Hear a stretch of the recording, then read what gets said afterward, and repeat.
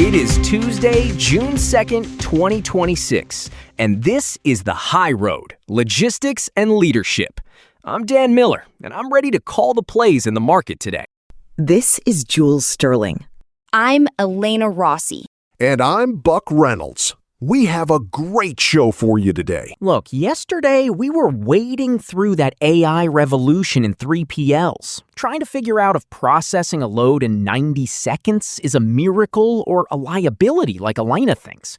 While over in Mexico, the grace period for cartaporte ended, and suddenly typos are being treated like high-seas smuggling. Here's the play for today. We have a solid lineup that really highlights the great realignment we're seeing. We've got U.S. manufacturing hitting a 4-year high, while the FedEx Freight spinoff finally hits the ticker tape. FDXF, baby. Exactly. We're looking at a resilience economy, where just-in-time is officially in the scrapyard, replaced by just-in-case stockpiling, because of that nightmare still unfolding in the Strait of Hormuz. And we'll wrap it up with a deep dive into the Tale of Two Courts, a massive legal shift where Texas and the Supreme Court are basically pulling the industry in two different directions on liability. It is definitely a packed morning, Dan. My retail clients are they're vibrating right now, trying to figure out if these manufacturing PMI numbers mean they need to book their peak season capacity before the summer heat really hits, right? They should be more than vibrating, Jules. They should be auditing. Look, the manufacturing PMI report that came out yesterday is the real leadoff hitter here. We're talking a reading of 54% for May. That is the highest it's been since May of 2022. It's the 5th straight month of expansion. Actually, you see, the new orders index jumped to 56.8. That's the real engine room. Right? But my thing is, we have to look at the front-running phenomenon. The ISM Business Survey Committee Chair, Susan Spence, basically said manufacturers are building inventory early to hedge against global volatility and potential tariff shifts. So it's defensive stockpiling? I mean, the thing is, if they're just filling warehouses because they're scared of the future, that doesn't feel like resilience to me. That feels like panic. It's both, Buck. It's the triple threat.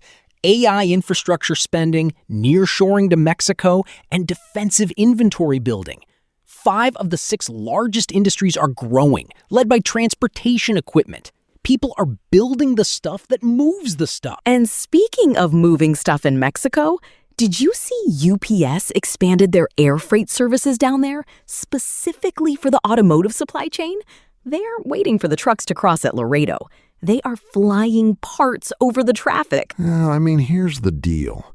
Does the volume of a heavy engine block really justify the fuel burn of an airplane? I'm still skeptical on the economic logic there, Dan. Buck, in a world where a late shipment results in a $100,000 an hour line shutdown, the air freight bill is a rounding error. It's about operational excellence, not just the diesel bill. Speaking of major moves, yesterday was officially day 1 for the new FedEx Freight. Ticker FDXF. It was quite a debut on the New York Stock Exchange. Well, it didn't just debut. It jumped straight into the S&P 500 and replaced American Airlines in the Dow Jones Transportation Average. They aren't playing around. John A. Smith, the new CEO, basically said they are unfettered now. Unfettered is the word of the day. Look, for years, the LTL unit was bundled in with Express and Ground, and the market treated it like a diversified conglomerate. Now, they're a pure-play LTL giant. They want to be valued like Old Dominion or Saia. Actually, they are targeting a 15% operating margin, up from their current 12%. To get there, they are refocusing on high-yield SMB and healthcare freight. Right. And that means the bundled discounts are probably going to start evaporating. I'm telling my retail accounts, you need to be prepared for FedEx Freight to start acting a lot more like a specialist and a lot less like a general practitioner. The thing is, they just dropped 46 million euro into that hub in Duven, Netherlands, too. They're doubling down on that truck model in Europe. It's about network density, Buck. If you control the ground hub in the Netherlands, you control the gateway to the entire EU. It reduces the number of handoffs, which, as any claims manager will tell you, is where the real risk lives. Risk is all I see when I look at the oil market right now. Brent is sitting between 94 and 97 bucks. We're 3 months into this Hormuz blockade, and there are still 1,500 ships just sitting there. It's a chokehold. The Strait usually handles 20% of the world's oil. Right now, it's doing 5%. 22,000 mariners trapped. I mean, the thing is, the U.S. is exporting a record 5.6 million barrels a day, but it's like trying to put out a forest fire with a water pistol.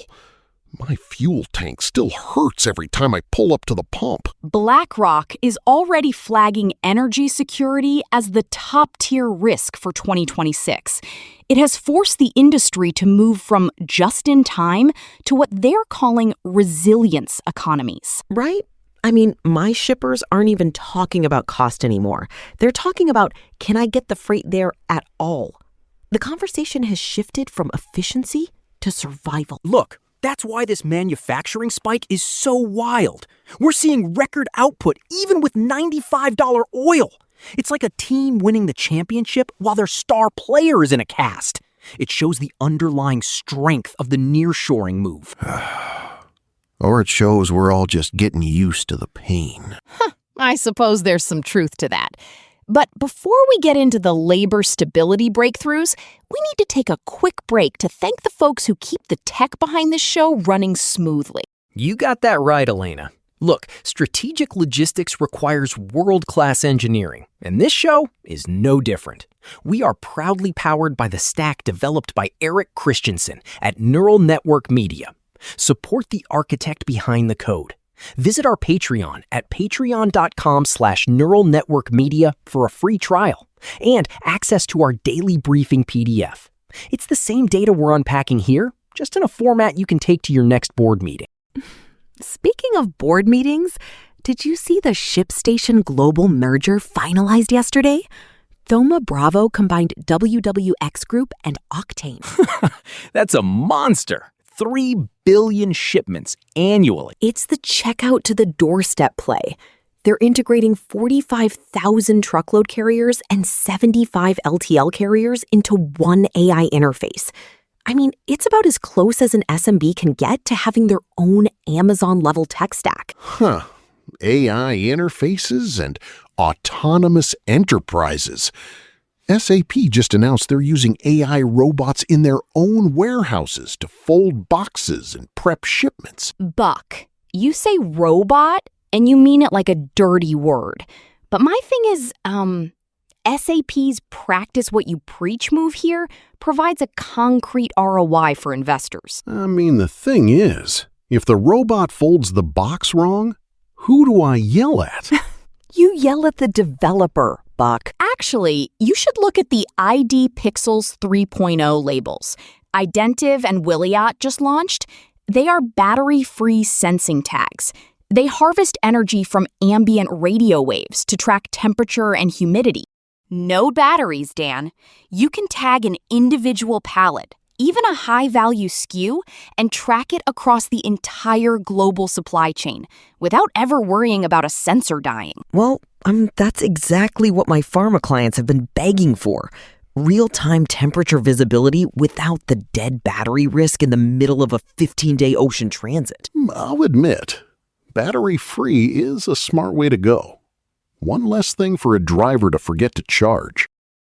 All right, look, it is time for Spot Rate Tape, our Tuesday segment where we look at the raw numbers on the board for the week of June 2nd and see where the capacity is actually biting back. Morning, everyone. Look at the tape. We're seeing a significant post-Memorial Day squeeze that is giving the spot market some actual teeth for once. The national average for dry vans is holding at $279. That is 12 cents higher than the average in April. We saw equipment listings drop by 24% over the holiday weekend because drivers actually took some time off, right? Right. Reefer benchmarks jumped to $3.26, a 14-cent jump in the last 2 weeks. But the real heavyweight title holder, here's the play. It's flatbed. National average is $3.60. Whew, up 16 cents this week. Southeast infrastructure projects are keeping truck demand in the triple digits. Look, if you ship flatbeds in that region, you are paying a premium of $3.81. I mean, the thing is that just a holiday blip? No, Buck. It's the third week of record-breaking gains. Call out lane for the week? Watch the Midwest outbound. Dry van benchmarks there are hitting $2.86. That's a 7-cent premium over the national average. Actually, we're seeing outbound loads from the Lehigh Valley seeing 15-cent surges too. Exactly. Look, the outlook is clear. The rate floor is holding firm through June as carrier attrition outpaces volume gains. Shippers, if you aren't locked into your primary capacity, the spot market is going to be a very expensive neighborhood to live in this month. Look, that's spot rate tape for this week. Plan accordingly. Well, at least we have some labor stability to talk about. The Canada Post workers officially ratified their new 5-year contract. 89% in favor? That's a landslide. It is. It keeps the peace until 2029. Front-loaded wage increases of 6.5% in year one. I mean, it's a big sigh of relief for anyone doing last mile up north. It's a relief until you look at the balance sheet. Canada Post is losing millions. My thing is, this ratification was the only way they could move forward with converting 136,000 addresses to communal mailboxes. It was stability at a price. Look, sometimes you have to pay the peace tax to get the transformation done. But speaking of price, Buck, you saw the CVSA road check results. Nearly 33% were taken out of service. That is the real story. 1 out of every 3 trucks they inspected was ordered off the road. 1 in 3? Mostly cargo securement and ELD fraud. They are going after these ghost fleets with a vengeance, Jules. There's a 1,500% surge in strategic cargo theft lately, and the DOT is using the road check to basically perform surgery on the industry. Which leads us into the tale of 2 courts. This is the legal firebreak we need to talk about. The Texas Supreme Court just issued a ruling in Re Home Depot that shields passive shippers. Define passive shipper for the folks at home, Elena. It means if you hire a federally regulated independent motor carrier, you are not responsible for the driver's actions. The court held that negligent selection claims can't be untethered from actual control. It's a landmark win for shippers in Texas. But, didn't the U.S. Supreme Court just do the opposite? Exactly. SCOTUS refused to hear the Carib transport case, which effectively opened the floodgates for broker negligence lawsuits across the rest of the country. So in Texas, you're shielded if you're a shipper, but everywhere else, if you're a broker, your federal liability shield is gone. Look, it's a bifurcated market. If you're a broker, you are now purging any carrier with a conditional safety score because you can't afford the risk of a lawsuit. The great vetting is real. If your safety score isn't pristine, you are radioactive. And the drivers get no recourse. An algorithm says no because of a paperwork error 3 years ago. And suddenly a man can't feed his family. It's the Silicon driver mentality taken over before the trucks even drive themselves. Well, let's end on a green note. Purdue Farms just rolled out a fleet of Volvo trucks running on B100. 100% biodiesel. Produced from American-grown soybeans, some of them from Purdue's own family farmers. I mean, it's a beautiful circular economy story. B100? In a heavy-duty Volvo VNR? Using the Optimus Vector system, Buck, it handles the cold weather gelling issues. I mean, they're hauling fresh chicken with soybean oil. It reflects the role agriculture can play in practical sustainability. Fresh chicken hauled by beans. Look, that's as close as we get to a happy ending in the freight world, right? As long as the soybean prices stay stable, Dan. That's all for today's High Road, Logistics, and Leadership. We've seen a 4-year high in manufacturing and a historic split in the LTL market with the debut of FDXF.